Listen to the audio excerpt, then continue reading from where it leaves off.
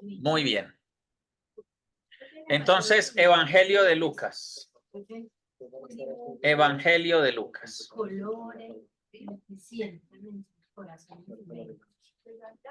Vamos a comenzar. Ustedes saben que Jesucristo la mayoría de enseñanzas las daba en parábolas. Entonces, Jesús enseñó una parábola sobre el sembrador, la famosa parábola del sembrador.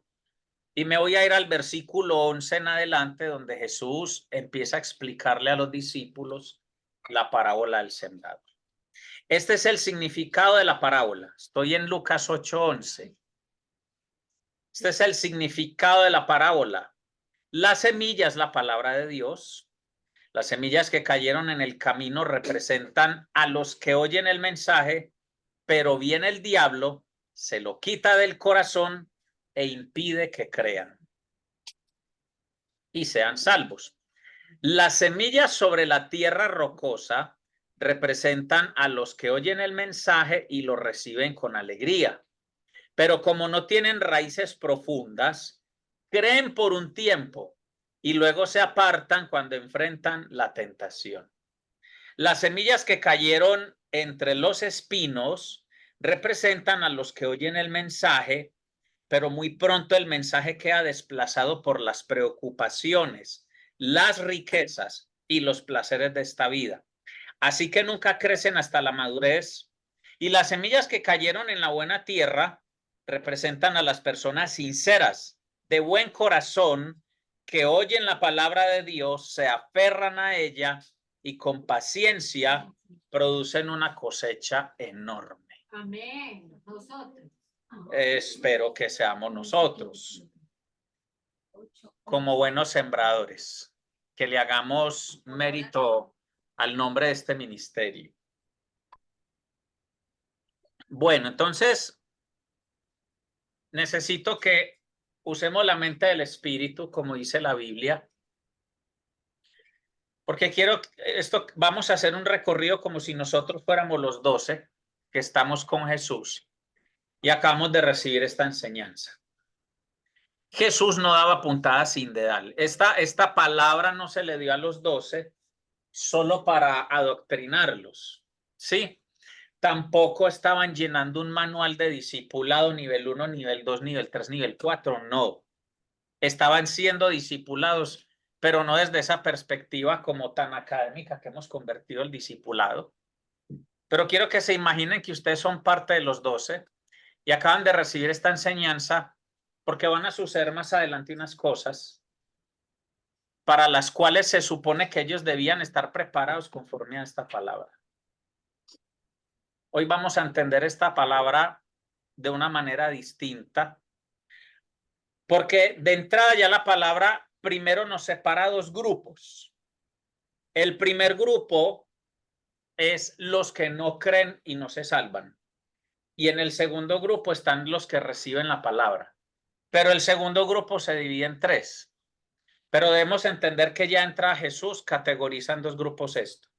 Del de entrada dice, hay unos que no creen y no se salvan. El diablo logra meter su mano en el corazón de ellos y arrebatar la palabra. O sea, ellos ni siquiera alcanzan a creer. Y ese es el fenómeno que se ha vivido siempre. Por eso el evangelio se le predica a 2, 3, 4 personas en el mismo lugar, el mismo día, bajo la misma atmósfera espiritual, por el mismo predicador, pero eso no quiere decir que esos 3 o 4 crean. Puede que uno crea y otros 3 no crean. Puede que 2 crean y 2 no crean. Puede que 3 crean y 1 no crea. Pero entonces el hecho de que alguien crea la palabra no es culpa del predicador ni del mensaje. Es un fenómeno espiritual determinado por dinámicas espirituales donde hay uno al que el diablo le mete la mano al corazón y le roba la palabra. Y dice, ese no va a creer y no se va a salvar. La pregunta es, ¿qué va a pasar con los otros que creyeron? Supongamos que son 4 personas. Y los otros 3, hay uno que la semilla va a caer entre piedras, terreno pedregoso, en otro su vida es un terreno que tiene espinos y el otro, su vida es un terreno que es fértil totalmente. Y aquí hay algunas cosas que me llamaron mucho la atención. Las semillas sobre la tierra rocosa representan a los que oyen el mensaje, escuché esto, y lo reciben con alegría. Yo he visto mucha gente que yo le he predicado y recibe la palabra con alegría. Quisiera citar ejemplos, pero necesito que me rinda el tiempo. Pero como no tienen raíces profundas, creen por un tiempo y luego se apartan cuando enfrentan la tentación. Este cuadro es típico. Ellos reciben la palabra y te dicen cuándo vuelve, lo recibo en mi casa, invito amigos, tomamos café, quiero conocer del Señor, o dónde queda la iglesia, dónde queda el grupo, yo quiero ir. Y ellos empiezan con un buen impulso, pero como hay una situación difícil en sus vidas y el Señor no les resuelve, no les cubre sus expectativas, se enfrentan a la tentación y dejan de buscar al Señor. ¿Pero por qué? Porque no tienen raíces profundas. Tenemos que preguntarnos cómo hemos reaccionado cuando nos enfrentamos a la tentación.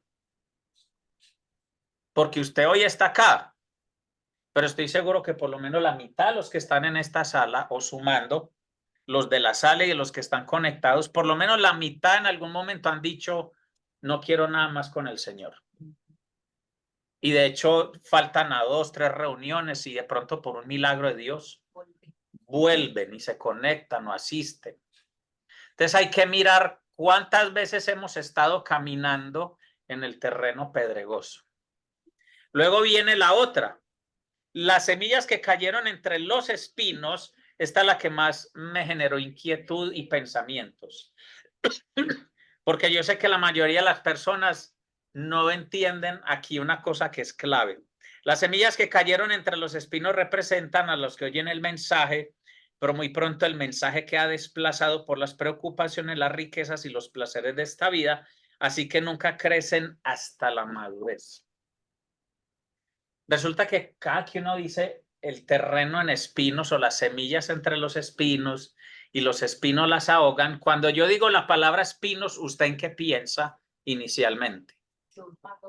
Algo que chuza, ¿cierto? O maluco, problemas, preocupaciones, pero le tengo un dato.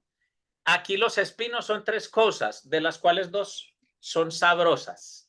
Porque aquí dice, desplazado por preocupaciones, eso chuza, pero resulta que dice las riquezas y los placeres de la vida.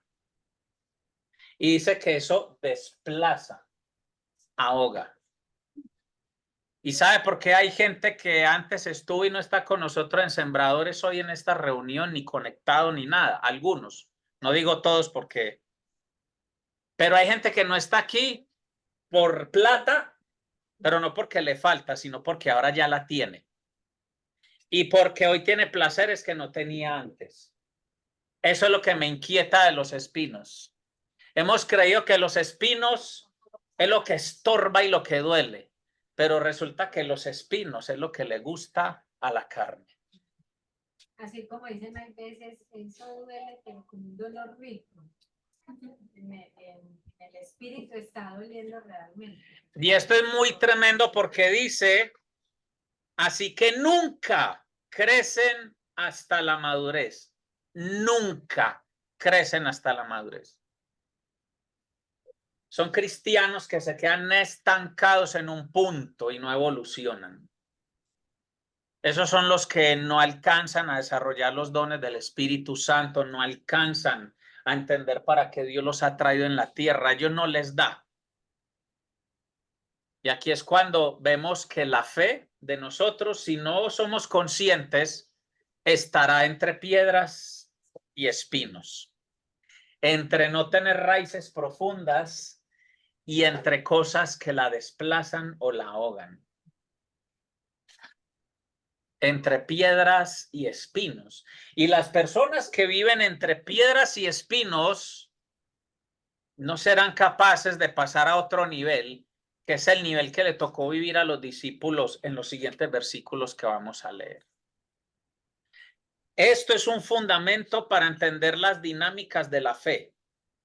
Yo estoy feliz de que el Espíritu Santo me haya revelado esto.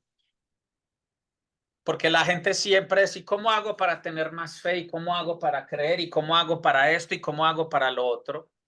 Lo primero es que tenemos que ser intencionales en vivir una vida con raíces profundas para que ya no estemos entre piedras. En lo que estemos en Dios, hagamos raíces profundas. Hagamos raíces profundas en nuestra comunión como iglesia. Usted no está, yo siempre y es la misma cantaleta y lo seguiré diciendo. Esto no es una sala de cine donde usted viene, se sienta y le ponen la película, se acaba la película y usted se va. Eso no es la iglesia ni esta ni ninguna. Que el 90% de las congregaciones lo hagan así es una cosa, pero Dios no lo pensó así, Cristo no dejó eso. Esto no está creado para que vayamos y entremos como ir al cine, al teatro, no. Hagamos raíces profundas en nuestra vida iglesia. Hagamos raíces profundas en nuestra piedad personal. Si usted lleva 10 años, 20 en el Evangelio y todavía le cuesta leer un capítulo completo de la Biblia, usted está fregado. Qué pena el término, pero necesito usar un término como que más o menos me permita que usted entienda a qué me refiero. Si usted no es capaz de leerse un capítulo de la Biblia en un devocional, con 10, 20 años en la fe, y yo diría que con menos de 10 también, usted está fregado porque escroleando el celular se le van 30 y 60 minutos. Todos los cristianos del planeta Tierra, de todos los idiomas y las razas, todos hemos escroleado un celular 60 minutos. Y que el que diga que no, que tire el primer celular. El que nunca haya perdido 30 o 60 minutos de su vida scrolleando, que tire el primer celular. Eso pasa. Y yo hace mucho cronometré, obviamente hay capítulos de la Biblia más largos y más cortos, pero la lectura promedio de un capítulo de la Biblia sin parar, ¿cierto? Estoy hablando sin hacer como una reflexión, pero el solo hecho de leerlo, 5 minutos es lo que usted tarda en promedio en leer un capítulo de la Biblia. Y todavía tenemos gente que dice, es que yo no he podido sacar tiempo para leer la palabra de Dios. Eso es mentira. O sea que esos 5 minutos, si yo le meto un par de pausas para meditar y un ratico al final para orar respecto a esa lectura, póngale que son 15, 20. Ya. Si usted se quiere mover en un estándar promedio, ni siquiera algo, pues, no, promedio ahí. Usted debería reservar 20 minutos para meditar en la palabra, orar y que esa palabra produzca algo en usted. Entonces, por eso es que la gente anda entre piedras y espinos. Porque entre piedras no hacen raíces profundas y entre espinos estamos demasiado distraídos con las riquezas y los placeres de esta vida y las preocupaciones que nunca faltan. Y todos vamos a estar en algún momento de la vida enfrentados a las tres, incluso al mismo tiempo. Porque lo más curioso es que usted entre más dinero empieza a manejar, más se preocupa. Sí, porque ya usted empieza a analizar si lo invierte, si lo guarda, si se lo gasta, si lo presta, me deben tanto, tengo que pagar aquello, ¿será que ya puedo hacer un préstamo de más porque ya puedo pagar más? Bueno, en fin. Usted termina preocupándose más. Entre más tiene, más se preocupa. Cuando uno no lo tiene, la solución está ahí. Ajá. Cuando uno lo tiene. Cuando usted ya lo tiene, usted sabe que esa no es. O sea, finalmente se da cuenta que la solución. Cambia la preocupación, pero usted sigue preocupado. Sigue preocupado. Entonces, los espinos es muy tremendo porque es casi que imposible vivir sin estar expuesto a las preocupaciones, sin estar expuesto a los placeres de la vida. Scrollear 60 minutos sin interrupción es un placer de la vida. ¿Cierto? Por más pobre que usted sea, hasta el más pobre ya tiene un celular y si tiene, y tienen datos y todo. Y si puede gastarse 60 minutos con el celular sin que lo interrumpan, eso es un placer de la vida. Es que el problema ni siquiera es si en el camino nos encontramos las piedras o los espinos, siempre van a estar. El tema es, vamos a seguir viviendo entre piedras y espinos. Entonces cuando es la tentación me desanimo y no sigo. O cuando me preocupo y hay placeres y hay plata, entonces desplazo al Señor y me enfoco en otra cosa. Nosotros tenemos que ser intencionales para llegar a este punto. Y las semillas que cayeron en la buena tierra representan a las personas sinceras, de buen corazón, que oyen la palabra de Dios, escuche esto, se aferran a ella. Esto es lo que hace la diferencia. Se aferran a ella. La palabra de Dios no es un paliativo, no es un acetaminofén para quitarme el dolor y la fiebre un rato, no. La palabra de Dios está para que yo me aferre a ella, para que yo dependa de ella, para que yo me sumerja en ella. La palabra de Dios no es ni siquiera información. Yo sé que uno al principio en la fe ve la Biblia como un libro informativo, sí, como datos, historias, enseñanzas. Eso está ahí, pero la palabra de Dios es más que eso. Es toda una dinámica espiritual, es profunda, es vida. Jesús dijo, las palabras que yo les he dado son espíritu y son vida. La palabra de Dios tiene un poder especial para producir cosas sobrenaturales, pero usted la tiene que empezar a mirar así. Entonces se aferran a ella, escuche esto, y con paciencia producen una cosecha enorme. Este es el punto crucial. Yo me tengo que parar hoy un momento acá y pensar, gracias a Dios es con paciencia y no se me exige una cosecha enorme al año o a los 6 meses, ¿cierto? El problema es que aquí hay algunos que estamos en el Señor hace 10 años, 20. No creo que haya alguien aquí con más de 20 años en el Señor, ¿o sí? Yo llevo 24 de reinsertado. Pero no sé si aquí en la sala o conectado haya alguien que tenga más de 20 años en la palabra o en el Señor, pues. Entonces el tema es, hay que producir una cosecha enorme. O sea, sí o sí. Lo único que te da el certificado de tierra fértil es la cosecha. Usted no puede decir, no, yo soy tierra fértil porque he ido a congresos, capacitaciones, seminarios, cada 8 días a todas las reuniones, me sé la Biblia a memoria. Ok, muy chévere. Muéstrame tu cosecha. Ahora, esta palabra es ambigua.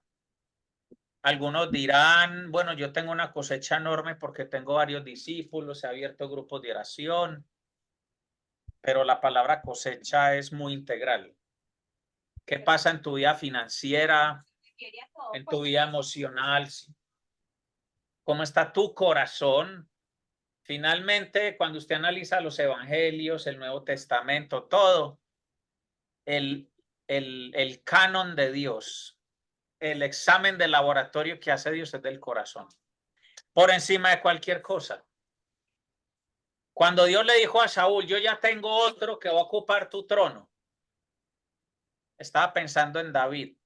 Y David no era un empresario, no era un soldado. El fruto que él tenía hasta la fecha visible era que era un buen pastor de ovejas. Pero pasó el examen delante de la mirada eterna de Dios, que era tener un corazón conforme al de Dios. Y por ahí empieza el tema de la cosecha. De la abundancia del corazón habla la boca. Donde está puesto el corazón del hombre, ahí está su tesoro. Donde está su tesoro, ahí está su corazón. O sea, lo que él valora, lo que él defiende. Entonces, básicamente, nuestra cosecha difícilmente puede ser calificada por el ojo humano. Yo no puedo calificarlos, aunque yo sea el pastor de ustedes. Ni siquiera yo podría decir, yo califico la cosecha de Quique, de Caro. Yo no puedo, porque engañar el ojo humano es muy fácil. Y lo hablo en ambos sentidos, mostrando mucho o no mostrando nada. Puede que yo no vea nada y hay una cosecha más abundante en esa persona que en el que yo veo. Ajá. Yo no puedo. El Espíritu Santo es el que le da uno testimonio y le dice, esa persona es una persona de buenos frutos. Hoy hay cosas visibles, ¿cierto? Uno ve cuando las personas tienen cambios en sus actitudes, su forma de orar, de recibir la palabra, de comportarse. O sea, uno analiza cómo era Quique cuando llegó a la iglesia, cómo era Caro cuando llegó a la iglesia, cómo era Ver. Uno todo eso lo va viendo y dice, aquí ha habido cosecha, por decir algo, o los que están conectados. Pero lo profundo, eso solo lo sabe el Espíritu Santo. En tal caso, esto está para que nosotros seamos los que nos midamos y pensemos, Señor, yo tengo buena cosecha. Mi cosecha está retrasada, está en el tiempo, o he perdido mucho tiempo entre piedras y espinos. Porque el que está entre piedras y espinos, aquí no dice que se perdió. Está ahí. Aquí dice, hay uno que nunca crece hacia la madurez.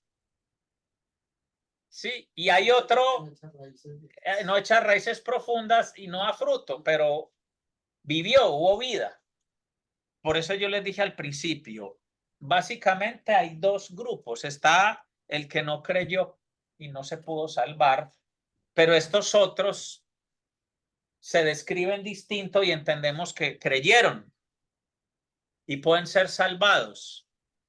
Pero qué triste termina uno todos estos años en el Señor y ser como una rama que creció entre las piedras, o ser como una rama, una planta que creció entre los espinos. Es triste porque yo conozco gente que hoy tiene las mismas luchas de hace 5 y 10 años.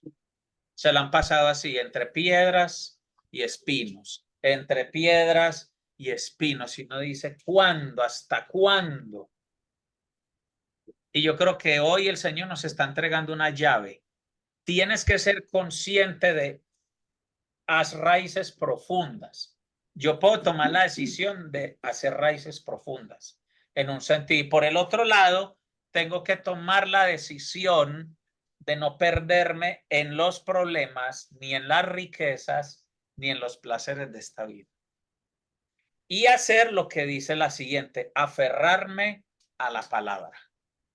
Yo me tengo que aferrar a la palabra. No es que me aferro a la palabra cuando no sé qué hacer, cuando debo plata, cuando estoy enfermo. Yo me tengo que aferrar a la palabra cuando hay riquezas y cuando hay placer en esta vida. Cuando me estoy moviendo como pez en el agua, yo me tengo que aferrar a la palabra de Dios. Claro, claro. Cuando usted se mueve como pez en el agua, usted cree que coroné la vida, la existencia, mi propósito. No, nosotros no hemos coronado nada. Yo tengo que estar aferrado a la palabra en todo tiempo. Y entonces, listo, somos los 12 y hemos recibido esta enseñanza y seguimos avanzando. Y un día Jesús nos dice, Lucas 8, versículo 22. Empecemos a leer ahí. Cierto día Jesús les dijo a sus discípulos, crucemos al otro lado del lago. Así que subieron a una barca y salieron. Mientras navegaban, Jesús se recostó para dormir una siesta. Pronto se desató una tormenta feroz sobre el lago. La barca, escuche esto, se llenaba de agua y estaban realmente en peligro. Yo quiero que entiendan esto. La Biblia no dice que ellos se sentían en peligro. No, ellos no era que se sentían en peligro. Ellos estaban realmente en peligro. no es que eran cismáticos ni miedosos. No, ellos estaban en peligro. O sea, la situación de peligro era real. La situación de muerte, la situación de tragedia era real. No era una impresión ni una percepción de ellos. Versículo 24. Los discípulos fueron a despertarlo. Maestro, maestro, nos vamos a ahogar, gritaron. Cuando Jesús se despertó, reprendió al viento y a las tempestuosas olas. De repente la tormenta se detuvo y todo quedó en calma. Entonces les preguntó, ¿dónde está su fe? ¿Dónde está su fe? Los discípulos quedaron aterrados y asombrados. ¿Quién es este hombre?, se preguntaban unos a otros. Cuando da una orden, hasta el viento y las olas lo obedecen. ¿Sabe qué es lo interesante? Que con la pregunta que él les hizo, ellos no entendieron. Ellos quedaron aterrados, fue por el milagro que él hizo. Por lo que se vio. Yo le pregunto a ustedes, a los que están conectados, a los que están acá. ¿Cuánto creen ustedes que se puede demorar Jesús resolviendo ese problema? Por lo que uno lee, haga un cálculo, ¿usted qué se imagina? Recuerda que nos estamos imaginando. Nada. Sí, yo no creo que se haya demorado ni 5 minutos. Saliendo la orden de su boca. Sí, tal cual. Así, tal cual lo que Pongámosle 2 minutos para no ser pues muy. Ajá. Supongamos que todo eso tardó 2 minutos entre la despertada del Señor y 2 minutos, ¿sí o no? Él se levanta, él da una palabra y todo cambia. Y los mira y les dice, ¿dónde está su fe? Este es uno de esos pasajes que yo mucho tiempo me preguntaba, ¿por qué Jesús les preguntó dónde está su fe? ¿Qué pretendía Jesús? Que ellos hicieran algo. Alguien, eso, ok. Que ellos oraran, arrepentieran. Pero es que estaban con Jesús, que iban a orar. Ya, cierto. No, que no. Sí, yo también pensaba eso cuando lo leía y yo decía como que, pero es que yo creo que también lo levanto. Sí, porque uno dice, pues sí, estamos con el que ha sanado enfermos, ha echado fuera demonios, ¿sí o no? De que se supone, lo que uno dice, hasta qué punto ellos sí entendían a esas instancias, que ellos podían hacer lo mismo que él puede hacer en su nombre. Pero espere que aquí viene lo interesante. Entonces uno podría decir, ok, de pronto se supone que ellos debían tener fe para reprender las olas y los vientos. Pero eso no era lo que Jesús esperaba de ellos. No creo que de pronto era que simplemente estuvieran en paz, que no hay, porque aquí dice que, Señor, pereceremos, o sea, nos vamos a morir. Sí. ¿Cómo así que nos vas a morir? O sea, ¿tú crees que estás a morir estando conmigo al lado? Algo es por ahí mala cosa. Como, relájate. Esta versión que yo tengo, esta Biblia, trae las palabras de Jesús en color rojo. Entonces, y estaba yo mirando así el texto, entonces aparece en rojo. Crucemos al otro lado del lago, son palabras dichas por él. Y abajo dice, ¿dónde está tu fe? Entonces el Señor me puso a mirar esas dos frases en rojo. Crucemos al otro lado del lago y ¿dónde está tu fe? Entonces, atención a esto, lo que Jesús esperaba de ellos era creerle a él. Si él dijo, crucemos al otro lado, es porque vamos a llegar al otro lado. Punto. Él no está diciendo, es que el que esté conmigo, cero problemas, como ese programa que hay por ahí, para de sufrir, no. Ese es el peor eslogan para la fe verdadera. Ese pare de sufrir es la peor publicidad para lo que es la fe bíblica. Porque la fe bíblica no es pare de sufrir. Va a sufrir, pero va a pasar. Empezando porque lo que nos trajo la salvación fue un gran sufrimiento. Mi salvación no fue gratis. Que a mí no me la cobren es una cosa, pero gratis no fue. El precio que pagó Cristo no fue cualquier cosa.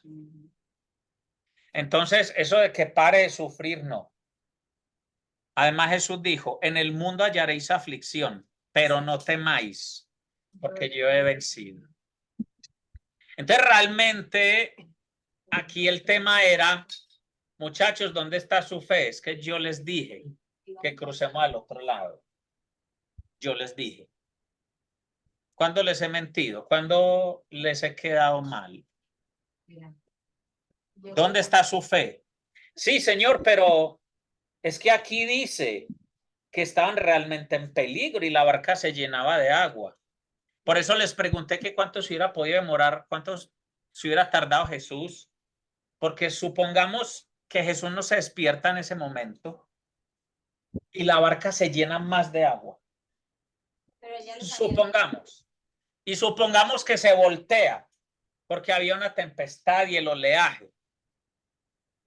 Este es el que caminó sobre las aguas. Claro que en este momento él no lo había hecho.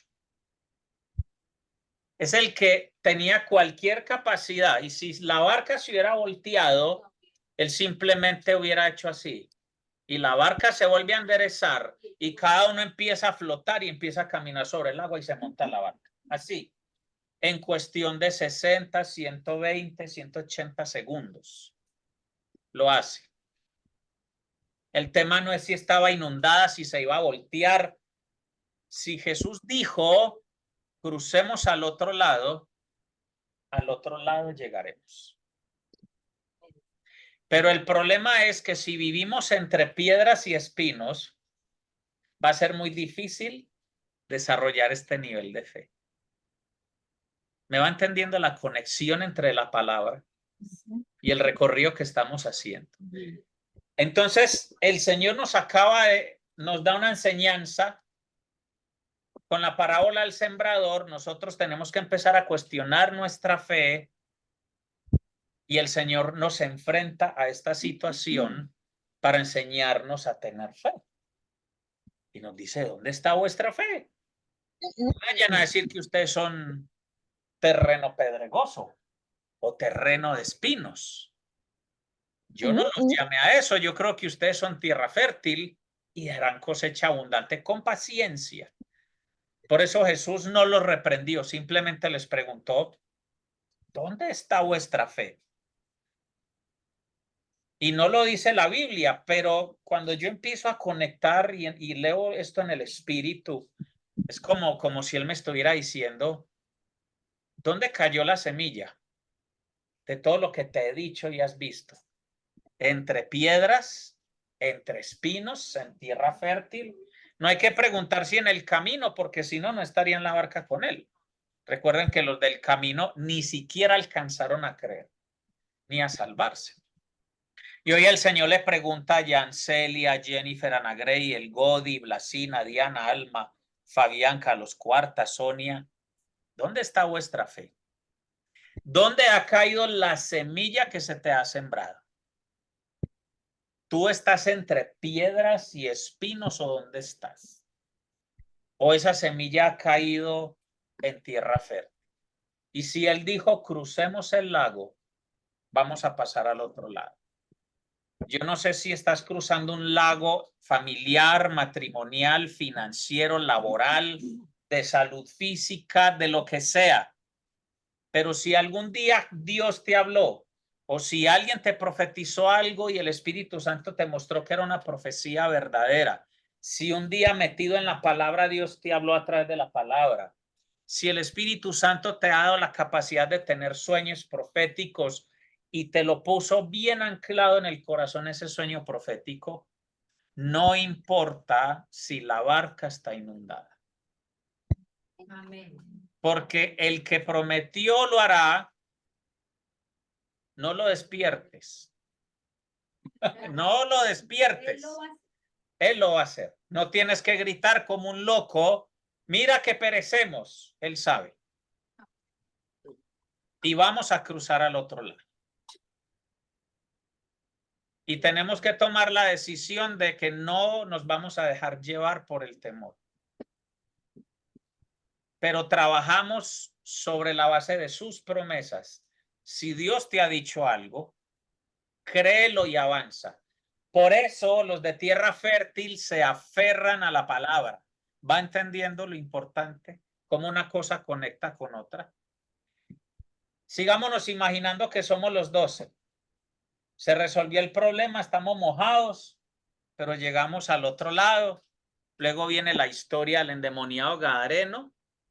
Qué interesante, porque es que para nosotros poder ir con Jesús a una misión como esa, tenemos que estar empoderados en fe. Porque si no, es endemoniado, nos asusta y nos acaba. Pero estamos con él. Somos testigos de cómo él libera al endemoniado gadareno.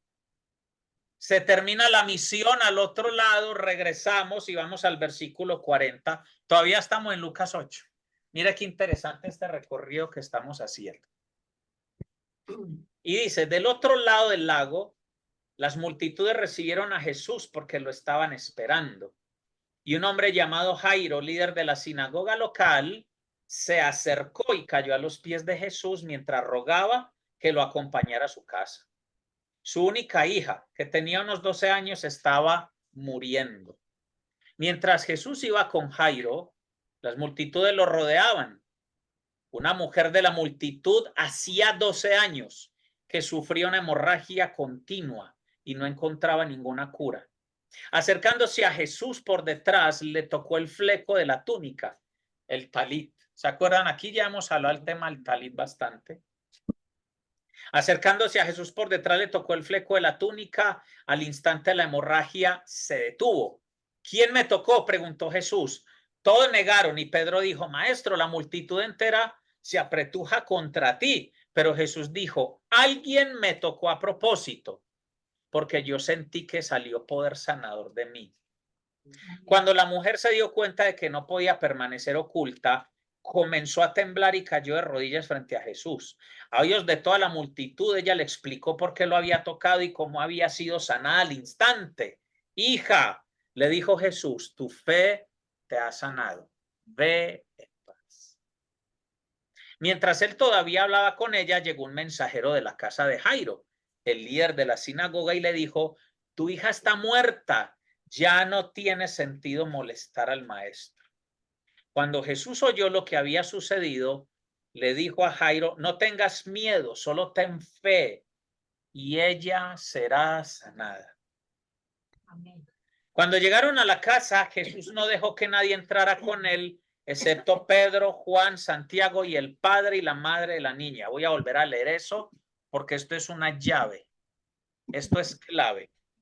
Cuando llegaron a la casa, Jesús no dejó que nadie entrara con él, excepto Pedro, Juan, Santiago y el padre y la madre de la niña. La casa estaba llena de personas que lloraban y se lamentaban, pero Jesús dijo, dejen de llorar, no está muerta, solo duerme. La multitud se rió de él porque todos sabían que había muerto. Entonces Jesús la tomó de la mano y dijo en voz fuerte, niña, levántate. En ese momento le volvió la vida y se puso de pie enseguida. Entonces Jesús les dijo que le dieran de comer a la niña. Sus padres quedaron conmovidos, pero Jesús insistió en que no le dijeran a nadie lo que había sucedido. Jesús solo permitió, para el milagro de la resurrección de la niña, solo permitió que estuvieran Pedro, Juan y Jacobo, o Pedro, Juan y Santiago. Santiago era Jacobo. El padre y la madre de la niña, obvio, interesadísimos en el bienestar de la niña. Pastor, ¿por qué? Resulta que Pedro, Juan y Jacobo, con Jesús ellos eran íntimos. Pedro, Juan y Jacobo fueron a los que él escogió para estar con él en la transfiguración. Pedro, Juan y Jacobo tuvieron acceso a un nivel de conocimiento de Cristo que los demás no tuvieron. Estos eran 3 dentro de los 12. Los 12 eran 12 dentro de 70, que en el capítulo 9, en Lucas 10, cumplen con una misión importante. Siempre Jesús nos ama igual a todos, el Señor no puede tener niveles de amor por nosotros. El precio de su sangre es el mismo por todos. Pero en la dinámica relacional con Cristo sí hay gente más íntima, más cercana y que tiene más revelación. Sucede, y a nivel de la iglesia, a nivel mundial, hay congregaciones más íntimas a Cristo que otras. Hay iglesias donde se mueve más el espíritu que en otras. Eso está muy claro. Pero el amor del Señor es el mismo para todo aquel que ha nacido de nuevo en Cristo. ¿Sí? Entonces, yo no sé si es que Juan, Pedro y Jacobo dieron muestras perceptibles para el Señor de que en ellos había una fe más preciosa, un potencial de fe mayor. No sé, pero finalmente era Jesús el que los iba llevando en esa ruta. De hecho, en Hechos de los Apóstoles dice que Herodes, a Herodes solo le importaba la cabeza de 3 personas, de Juan, de Pedro y de Santiago. Él quería descabezar a esos 3. Y eso no era en vano. No era en vano. Vale la pena después entrar en la palabra y pedir revelación al Señor. ¿Cómo eran estos 3 hombres y cuál era la dinámica espiritual de ellos? Pero ellos tenían unos privilegios espirituales que no tenía el resto. Como ser testigos. Ahora, siguiendo la ruta y entendiendo que lo que Jesús está trabajando es la fe, porque no sé si ya lo notaron, en esta lectura que hicimos, él ha dicho 2 veces, tu fe, tu fe. Esta es una ruta de fe. Es tácito. Estos textos nos están mostrando que Jesús lo que quería trabajar acá era la fe. Y él está exaltando la fe y está hablando de la fe. De hecho, en el capítulo 7, por no hacer más largo esto, él exalta la fe del centurión. Eso uno dice, wow, ¿hasta dónde? No sé si es todo Lucas o esta porción. Lo único que le interesa a Jesús aquí es fe. Fe, fe. Él no está diciendo eres bueno, eres puro, eres de pensamientos morales. No, fe, fe. Y él está exaltando fe. Y de tantas cosas que Jesús hizo y dijo, el Espíritu Santo inspiró a Lucas a hablar de estas. Las que exaltan la fe. La mujer que tocó el borde de su manto, fe. A ella no la salvó si se sabía la Torá, si no se la sabía, fe. A un nivel que hizo que saliera poder de Jesús. Sí, porque ella ni siquiera estaba esperando que él la mirara, Se acabó. le diera una bendición. Ajá. Ella tenía tanta fe que cuando lo tocó, esa fe que tenía era, yo lo toco y yo sé que con esa Amén. ni Sí. siquiera es su carne. Y les tengo un dato. El pedacito, o sea, lograr alcanzar. Impregnado. Ni siquiera le interesaba que él supiera quién era ella, cómo se llamaba, que le pusiera las manos, que lo ungiera con aceite, nada. Nada. Era lograr alcanzar, o sea, como que si yo Ahora, debo alcanzarlo. Ahora, eso fue una fe construida, porque en los otros evangelios lo menciona, pero se lo voy a leer en Lucas 6. En Lucas 6, versículo 19 dice, escucha esto, todos trataban de tocarlo porque de él salía poder sanador y lo sanó. Ya la gente sabía que el que lo tocaba salía poder de él. O sea, básicamente ni siquiera había que pedirle permiso a él.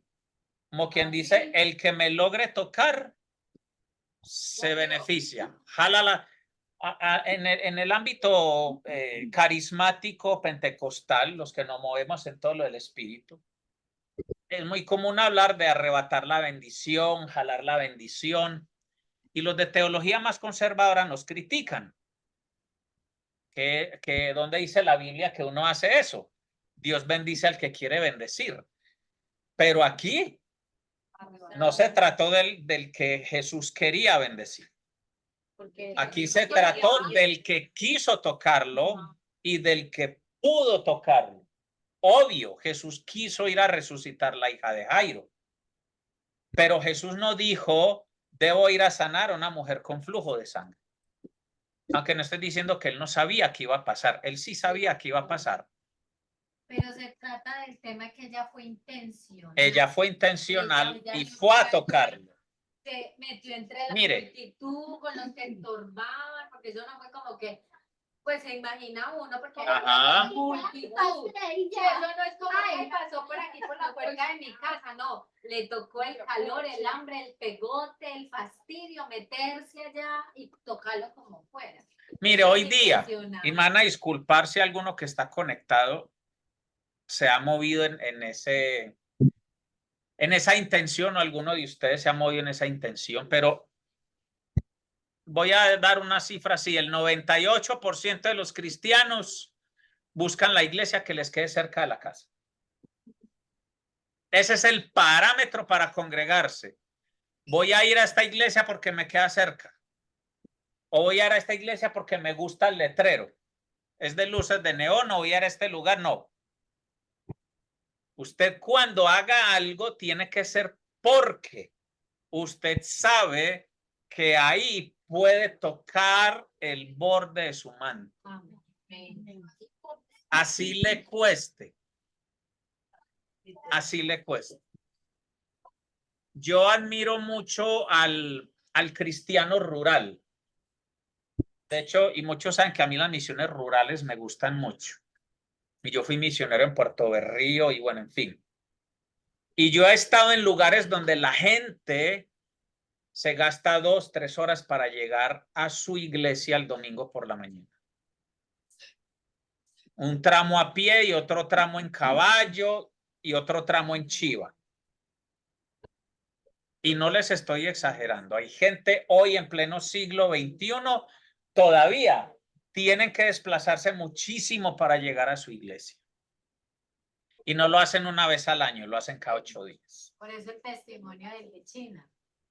Ajá. Le pedían orar, pues que tuvieran como esa facilidad y digan como... Y hay veces que Dios quiere que tú lo toques, no que Él te la ponga fácil. O sea, literal, Él quiere que tú vayas y lo toques. Y no me refiero solo a un plano físico. Yo le decía al Señor, enséñame a tocarte como esta gente. Y no es casual que esta mañana yo cuando abro el YouTube para alguna cosa, soy muy atento a lo que me sale ahí, porque yo sé que a veces hay algo que yo tengo que ver. Y hoy más o menos al mediodía abrí el YouTube para algo y apareció un video de 10 minutos de Benny Hinn. Yo no veo mucho de Benny Hinn, pero me gustó el título que vi y lo puse. Y él no estaba diciendo cómo tocar a Jesús, pero sí estaba diciendo lo que cuesta la unción. Y él decía, la gente no quiere pagar el precio de la unción.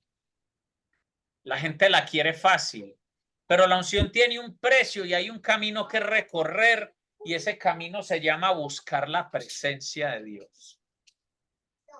Y si tú no pagas ese precio, no vas a experimentar la unción de Dios. Y para mí esa era una respuesta a algo que yo estaba orando mientras pensaba en esto. Que yo decía, yo quiero entender específicamente hoy día qué es tocarte, pero de esa manera, que salga poder. Entonces, cuando la gente se mete en un ayuno, cuando la gente se mete en oración y ora y busca el rostro de Dios, esa es la gente que lo toca y sale poder de Cristo, sale poder del Señor y se manifiesta ante Dios. Pero ¿sabe uno por qué hace eso? Porque ya se logró salir de las piedras y los espinos. Y entiende uno que ese no es el camino al que fue llamado a transitar. Ojo con esto, chicos. Isaac. Y las ventanas. Entonces, amados, todos queremos el milagro y la bendición, pero resulta que a veces será necesario actuar como la mujer con flujo de sangre. Tenemos que ir y meternos entre la multitud, que es la misma multitud que está con él, y uno dice, pero no sale poder de él. Hoy día las iglesias tienen mucha gente, hay mucha gente yendo a las iglesias cada 8 días. Pero esa gente no lo toca de forma que de él salga poder. Y nosotros tenemos que ser de aquellos que nos movemos dentro de la multitud y lo tocamos. Ahora, hay algo, bueno, pero no, me voy a perder acá, pero tengo que mencionarlo. El borde del manto que la mujer tocó, los flecos, cuando hemos visto el tema del talit, los flecos representan la ley, la palabra. Y eso es una llave. Nosotros tenemos, a través de la palabra y de la revelación de la palabra y de sumergirnos en la palabra, obvio en oración, no intelectualmente, nosotros tocamos el borde de su manto y sale poder.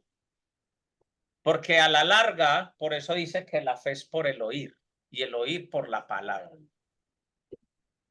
Es uno de los propósitos de la predicación de hoy.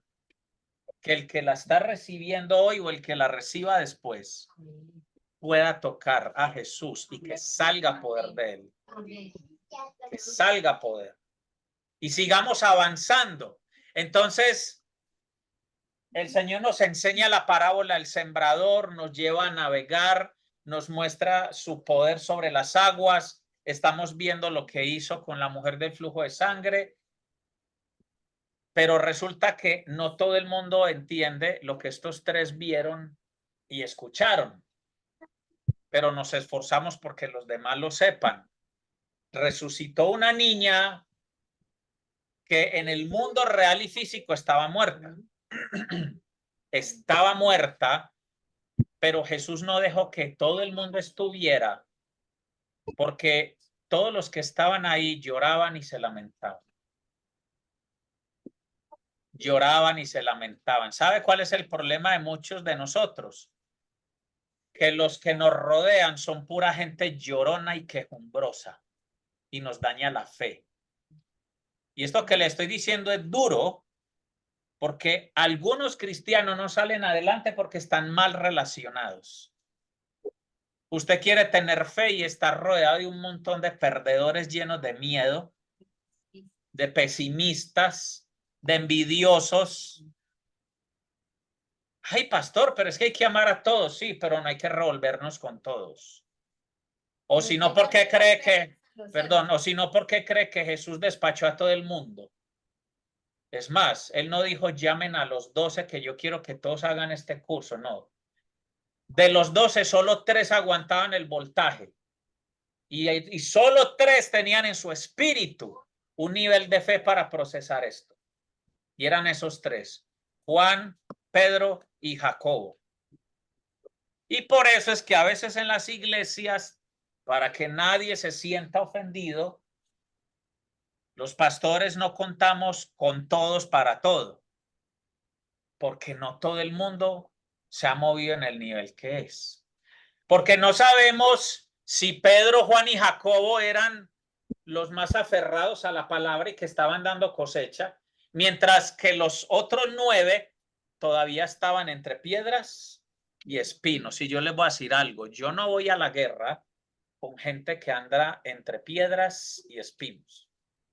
Yo no voy a ir a una casa a orar por un enfermo con gente que vive entre piedras y espinos. Y todo el que sea pastor, misionero, profeta, evangelista, maestro, si quiere tomar una decisión sabia, tiene que fijarse si con quiénes anda y quiénes están cerca de él. Si son gente que está entre piedras y espinos o es gente que está aferrada a la palabra y que con paciencia, porque eso se entiende, con paciencia está produciendo una cosecha.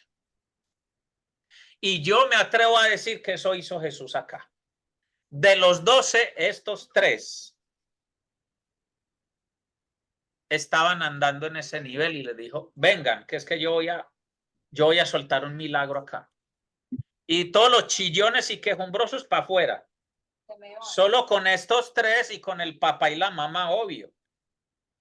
En todo sentido, estamos con una menor, no queremos problemas legales. Y además, ellos son los que la aman y están interesados en que ocurra un milagro. Entonces, con ellos no hay obstáculo. Y le voy a decir algo a los que están conectados y a ustedes. Si usted está pasando por una situación donde usted necesita que salga poder del Señor, no se junte con llorones y quejumbrosos, ni con envidiosos, ni pesimistas. Sáquelos del camino por unos días porque ellos no lo van a, ellos le van a estorbar la fe.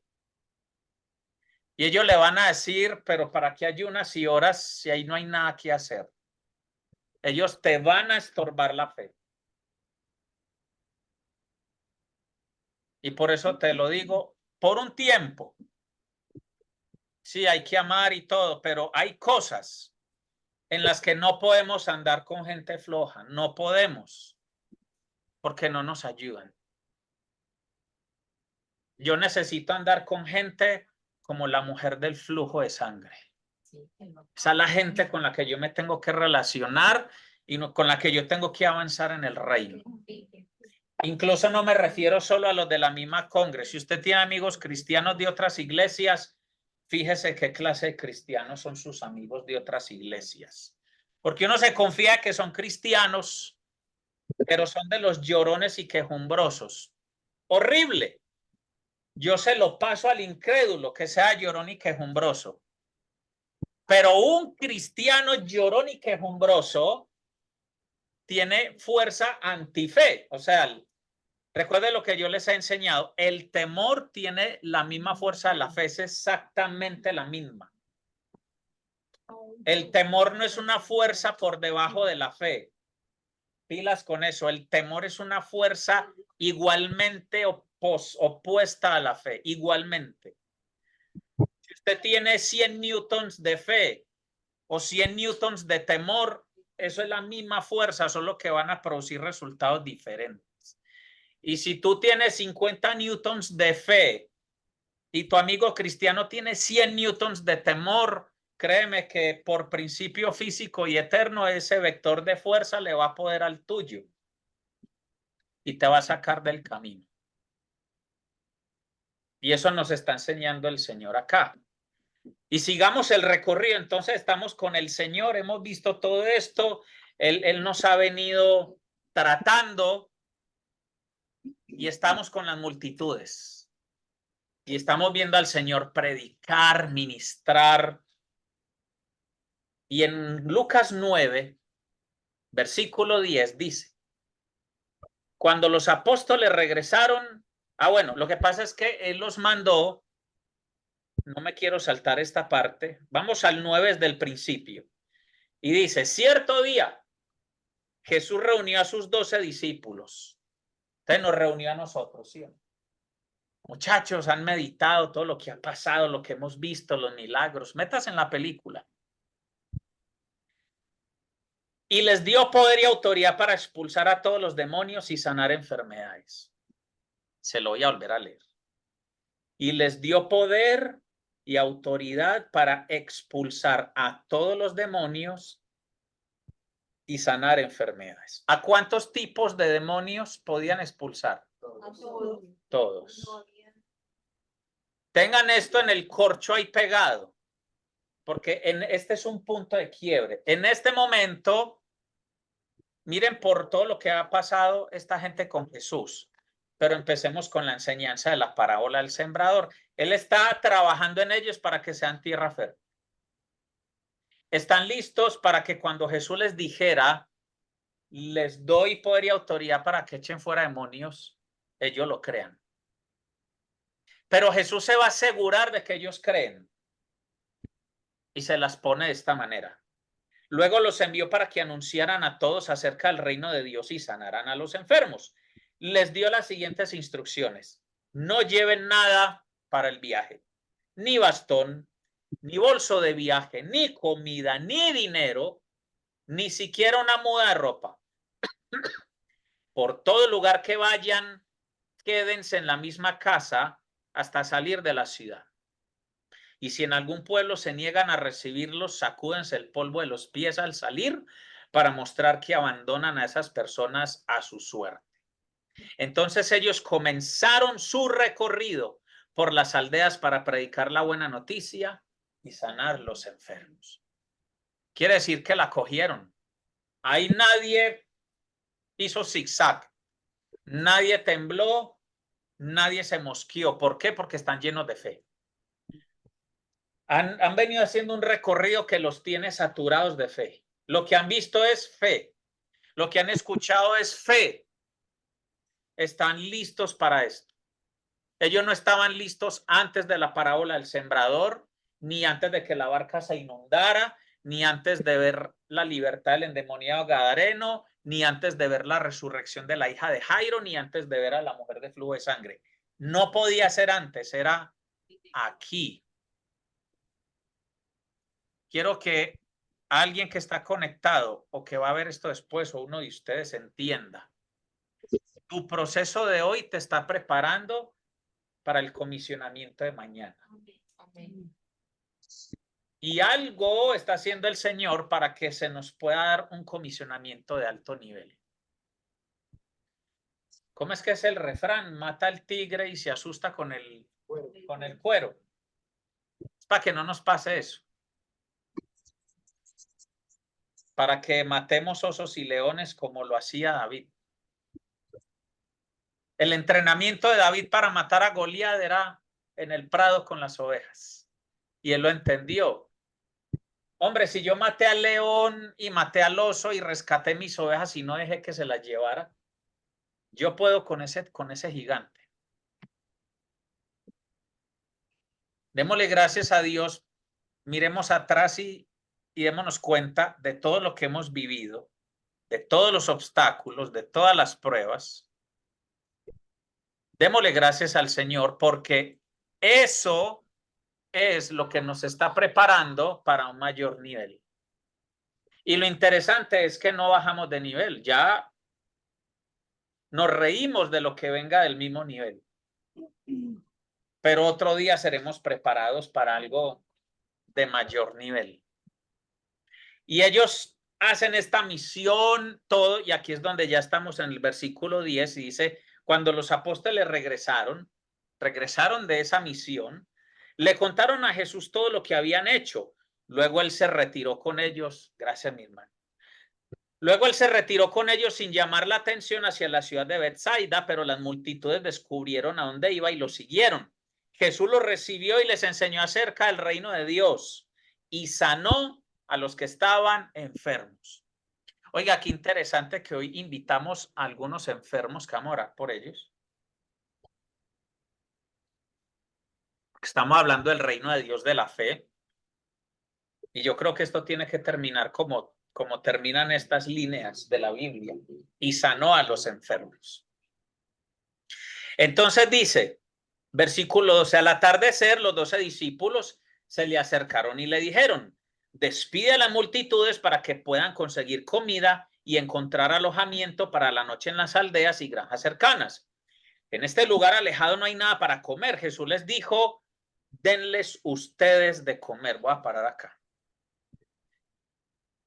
Quiero que escuche este versículo teniendo en cuenta lo que he hablado. ¿Por qué cree usted que Jesús les dijo, denles ustedes de comer? La verdad. Sí, pero ¿por qué más lo hizo? Porque Jesús sabía que ya había poder en ellos para hacerlo. O sea, Jesús una y otra vez, más que para ver cómo era, porque él no necesita probarlos para él saber cómo está la fe, él sabe. Para que ellos sepan. Es para que ellos sepan. Para que ellos tengan para que ellos se midan el aceite. A ver, ¿cómo expreso esto? Uno necesita medirse el aceite es para saber hasta dónde tiene. No es ni siquiera para saber si tengo o no tengo, es hasta dónde. Cuando yo tengo un carro y le mido el aceite al carro, yo sé que el carro tiene aceite porque si no el carro no andaría. El que sepa lo mínimo de mecánica sabe que si en el carro no hay aceite, el motor no trabaja, se va a pegar y ya no anda. Pero si un carro está andando es porque tiene. Pero yo lo mido es para saber cuánto tiene. No es para saber si tiene, es para saber cuánto. Y aquí Jesús les mide el aceite. Es para que ellos sepan cuánto ya tienen. Han visto milagros, echaron fuera todo tipo de demonios, porque dice que les dio autoridad para echar todos los demonios. Ya vieron milagros, ya se salvaron de la barca inundada y están en una situación, digamos, cotidiana y les dice, ¿y cuál es el problema? Denles ustedes de comer. Pero ellos no la cogen todavía. Pero Jesús tiene paciencia y les dice, entonces ellos le contestan, pero lo único que tenemos son 5 panes y 2 pescados, le respondieron. ¿O esperas que vayamos y compremos suficiente comida para toda esta gente? Pues había alrededor de 5,000 hombres allí. Jesús le respondió, díganles que se sienten en grupos de unos 50 cada uno. Y bueno, sigue el milagro. Ya todos sabemos cómo termina ese milagro. Ya todos sabemos cómo termina. Y ellos obviamente se sorprenden, ¿sí? Y aprenden una nueva lección. Que todo lo que yo tenga, si Él lo bendice, se multiplica. Tenemos en nosotros y en medio de nosotros al que bendice y multiplica. Sí. Y esa lección nos debe quedar clara. Por eso Él preguntó, ¿qué tienen? ¿Qué tienen? El día que Dios te hable y te diga, quiero que hagas esto, te llamo a aquello, tengo este propósito contigo, no le pregunte a Él cómo lo va a hacer, ni le diga, es que yo no tengo. Él es el que te va a preguntar, ¿y tú qué tienes? ¿Se acuerda que él a alguien le preguntó qué tienes en tu mano? En el Antiguo Testamento, ¿a quién le hizo esa pregunta? Dios. A Moisés. Tartamudo, lleno de dudas, que no sabía cómo iba a ser el libertador de Israel, y y el Señor le dijo, ¿qué tienes en tu mano? Un palo. ¿Por qué pone los audífonos? Oiga, ¿por qué pone los audífonos? Por ahí le están llamando la atención a alguien. Aquí la escuchamos todos. Y uno dice, el Señor es tremendo, ¿no? La gente que dice, es que estoy esperando a tener esto o hacer aquello, y ahí sí hago lo que el Señor me dice, grave error. Está entre piedras y espinos. Porque Dios no necesita ni tu plata, ni tu título, nada tuyo. Si tú tienes un palo, con eso Él trabaja. Si tienes 5 panes y 2 peces, con eso Él trabaja. Amén. Él no está esperando a que tengas más. Él está esperando a que tú digas, Señor, esto es lo que tengo. Esto es lo que tengo. Esto es lo que hay. Y lo digo en todo sentido. Sí. Yo soy, lo que tengo soy yo. Y ya. Pero eso es un acto de fe. Eso es un acto de fe. No podemos seguir esperando. Y voy a cerrar con este evento, que este fue de esos que yo decía, ¿por qué Jesús contestó esto?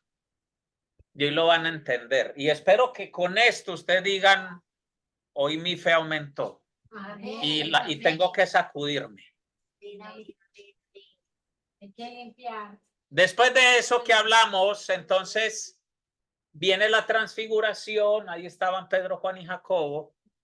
Ahí sucedieron cosas muy interesantes, pero no me quiero alargar. Después lo leen, está en Lucas 9. Y ahí mismo en Lucas 9, versículo 37. Entonces hemos tenido todas estas aventuras con el Señor y resulta que estamos en esto. Al día siguiente, después que bajaron del monte, una gran multitud salió al encuentro de Jesús. Un hombre de la multitud le exclamó: Maestro, te suplico que veas a mi hijo, el único que tengo. Ahora quiero aclararles, esto está sucediendo después de la transfiguración. ¿Quiénes están bajando del monte? Jesús, Juan, Pedro y Jacobo. Los otros 9 estaban abajo. Y esto que sucede tiene que ver con esos 9. Ponga atención. Maestro, te suplico que veas a mi hijo, el único que tengo. Un espíritu maligno sigue apoderándose de él, haciéndolo gritar. Le causa tales convulsiones que echa espuma por la boca, lo sacude violentamente y casi nunca lo deja en paz. Le supliqué a tus discípulos que expulsaran ese espíritu, pero no pudieron hacerlo. Quiero que escuche la respuesta de Jesús. Gente corrupta y sin fe, dijo Jesús. ¿Hasta cuándo tendré que estar con ustedes y soportarlos? Entonces le dijo al hombre: tráeme a tu hijo aquí. Cuando el joven se acercó, el demonio lo arrojó al piso y le causó una violenta convulsión, pero Jesús reprendió al espíritu maligno y sanó al muchacho. Después lo devolvió a su padre. El asombro se apoderó de la gente al ver esa majestuosa demostración del poder de Dios. Cuando usted solo lee este versículo sin haber hecho una lectura completa, usted no entiende por qué Jesús habla así. Gente corrupta y sin fe. Entiéndase corrupto, no malvado, sino contaminado. ¿Sabe por qué nos pegamos en la fe? Y por las cosas que vemos, las cosas que hablamos y las cosas que oímos. Si nosotros no tomamos la decisión de purificar lo que entra, nuestro nivel de fe no va a avanzar. Jesús dijo que el ojo es la lámpara del cuerpo. Y si la lámpara está mal, dice, todo el cuerpo está mal. Entonces, yo hice un post antenoche, así me puso el Señor a pensar, ¿qué es lo último que tú ves antes de acostar? ¿Ves noticias? ¿Ves una telenovela o ves la palabra antes de qué ves? Es tremendo porque la Biblia dice, no erréis, las malas conversaciones corrompen las buenas costumbres. Todos queremos ver el poder de Dios, movernos en lo sobrenatural, ver milagros, pero si estamos corruptos, la fe no nos va a alcanzar. Amados, sembradores, hijos de Dios, todos los que estamos acá, los que se conectan, los que van a ver esto. Yo no necesito que un profeta venga y me ponga las manos y diga, en el nombre de Jesús, vas a hacer milagros y tu fe será poderosa y tal cosa. No. Ahora, cuando digo no necesito, no es en el sentido de que no me interesa. No. Cuando digo no necesito, es en el sentido que esa no es la condición por medio de la cual será la única forma de que yo avance de nivel. Yo lo que necesito es salir de la corrupción. Yo lo que necesito es más Biblia y menos scroll. Yo lo que necesito es conversaciones santas y conversaciones ungidas con gente de buen nivel, no conversaciones con llorones, quejumbrosos, envidiosos, pesimistas, carnales, etcétera. Porque entonces la fe no me va a alcanzar. Y esa es la diferencia entre los 9 que se quedaron abajo, que les había dado el Señor. ¿Se acuerdan lo que pusimos en el corcho? Autoridad para echar fuera todos los demonios. ¿Por qué estos 9 peludos no pudieron echar fuera ese demonio? Jesús sabía por qué y los regañó. Gente corrupta y sin fe. ¿Hasta cuándo me los tengo que aguantar?